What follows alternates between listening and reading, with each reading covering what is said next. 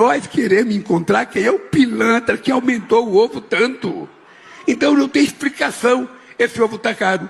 Alguém está passando a mão. Esse é o dado concreto. E nós queremos saber quem é.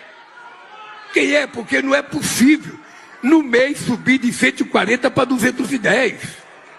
Sabe? A carne vai baixar. Vocês podem ter certeza que vocês vão voltar a comer picanha outra vez, porque a carne vai baixar. Sabe? Vamos. Alguém está sacaneando as galinhas. Alguém está sacaneando as galinhas. Sabe? Alguém pode ficar certo que está sacaneando as galinhas. Porque essas galinhas que botam ovo, elas ficam trancadas.